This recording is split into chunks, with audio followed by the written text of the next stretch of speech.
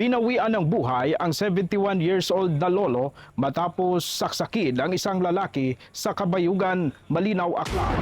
Sinaksak ng isang 18 anyos na lalaki ang isang 71 years old na lolo sa barangay Kabayugan, Malinaw, Aklan. Ang biktima kinilala sa pangalang Antonio Igham. Ang sospek naman kinilala sa pangalang John Ray Isuga, kapitbahay ng biktima. Sa pahayag ng Deputy Chief of Police ng Malinaw Police Station, nakatanggap sila ng tawag pasado alas 3 ng hapon na may sinaksak raw sa nasabing lugar. So immediately nagresponde ang amon nga team no lead by Manakon. So pag-abot didto naabtan namon ang biktima nga didto pa and upod man namon ang MDRE mo nga nagasunod sa amon. So immediately gindala sa nearest hospital ang aton na biktima. Agad raw na naisugod sa ospital ang biktima pero idiniklarang dead on arrival. But unfortunately, he was declared dead on arrival. Sa mabilis na pagresponde ng mga taga Malinaw Police Station, agad na naaresto ang sospek. So while after that, immediately man ginsunod naton ang lead sa suspect nga gapalagyo. So naabdan man siya namon dito mismo sa dalan nga ginasubay niya. So he was arrested immediately by the responding team. Sa investigasyon ng mga kapulisan, napagbintangan raw ng sospek ang biktima na siyang nagnanakaw ng mga nawawalang manok, kung kaya't nagawa nito ang malagim na krimen. Naakit siya kuno sa victim, kaya ginasuspitsahan niya nga nagpangawat sa iya nga manok. So amo lang gid na ang iya nga ginapanghawiran. Ayon naman sa mga nakasaksi, biglang sumugod raw sa bahay ng lolo ang sospek. Hindi raw napansin ng mga kasama ng lolo ang kutsilyo dahil binalot raw ito ng tela ng sospek. And nag-abot siya dito sa area, nakita man siya sa aton na witness. Nag-approach lang siya, wala gid siya may ginhambal nga kung nano.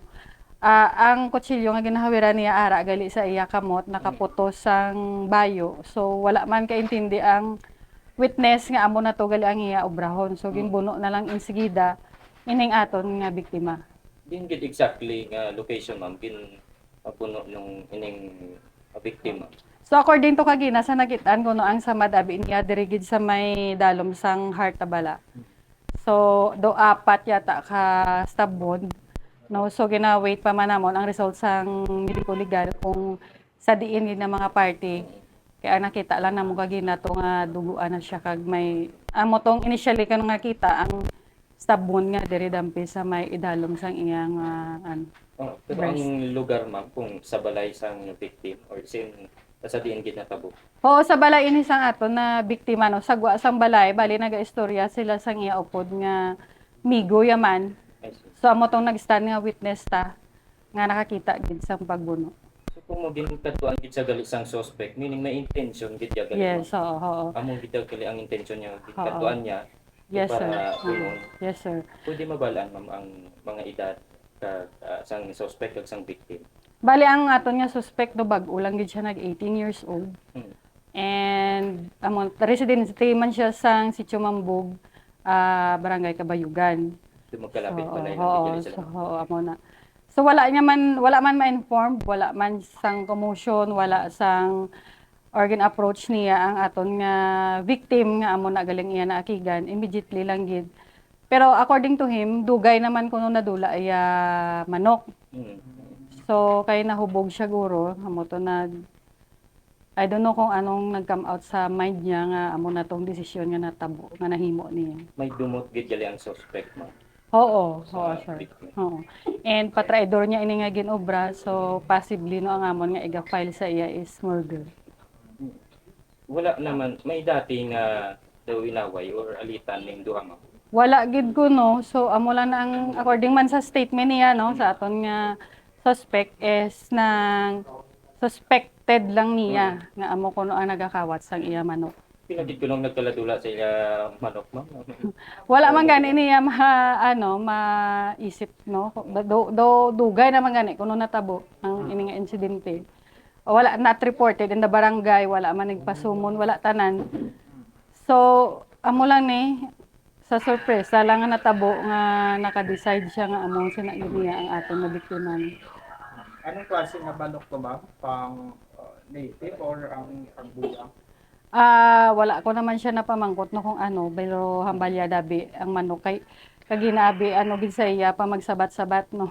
Lugar sa Oo. talento. Kaga maparas pa gid na magsabat-sabat kay amo na gani hubog. So, So gin papahuway lang siya danay namon sir. Kung na-recover man ma'am ang weapon, Yes, immediately pagka dakop namon sa iya no gintudlo man sang iloy niya kung diin niya gintago ang iyang kutsilyo. So ara man ang kutsilyo nakuha namin. pila kalaba, ang kalabaon yung mga pila ma'am. More or less no, kung makita na mo to kay gin roller na mo kay mga isa siya ka roller. So 12 inches.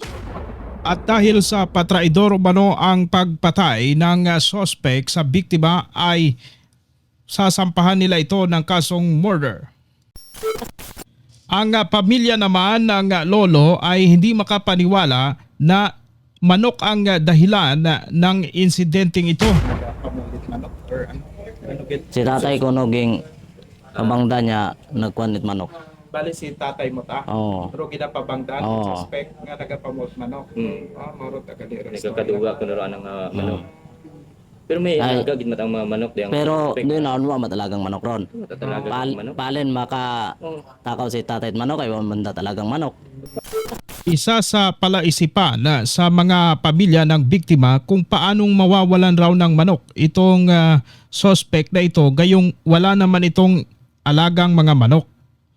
Ang iniisip ngayon ng mga pamilya ng biktima ay ginawa na lamang dahilan ng suspect ang mga manok.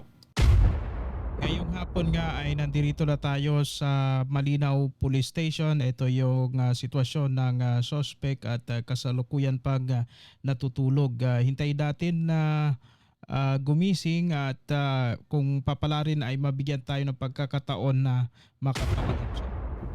At pagkalipas nga ng halos 1 oras na paghihintay ay nakita na namin ang suspect. Nilapitan namin ito at sinubukang kunan ng pahayag.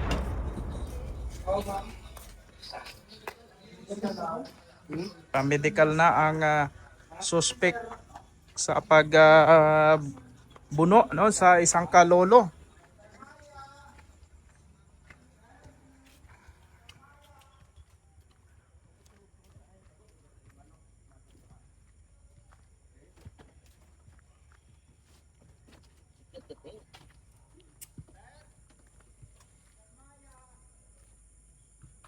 Naobra mo gid man ro Clemento. Ikaw gid nakabuno. Sir. Ha? Ginaako mo mata ro natabo nga tong insidente. Ginaako mo mata. Sir. Haman ano ro rason? Wala siyang ibang tugon kundi Ano oo. ro imo nga Inaamin rason niya man na ang mo? nasabing krimen. To. Pabangdan mo kuno tubro lo pa. Ano?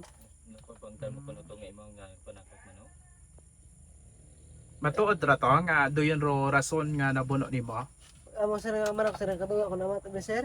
Mm. Agon ama tayo di ko leon sir may mga kwan sa mahulingan ba sir, may igo ba sir. May nina ba yung ano. Ano man kuno ikaw talaga nga manok bro? Ni ama nun, sir sa mga Agrikano nun, sir. Ilang bato yung mga alaga nga manok? Sir ay. Ama tayo di ko leon amat sir. Basi Yung mga nina nun, sir. Basi Amat. di wata katuto maguli. Di ron. May kuan ikaw, medyo mahaba nga, medyo pruweba nga makapamutuod nga si kuan dit man, si victim rong Wa nagtakaw. man nun, sir ay. Di mo lang sir ay kung amat ang may ginupok ba sir kung amat ng mga kung mga ron. Ay di mo lang sir ay. Ang bugahan mas kung ina mga madto ang ibaril buga. Di ko naman ay di ko leon. Mula dito sa Malinaw Police Station, kasama ang TV News Online Team. Ako si Kapobreng Archie Hilario. Magandang gabi.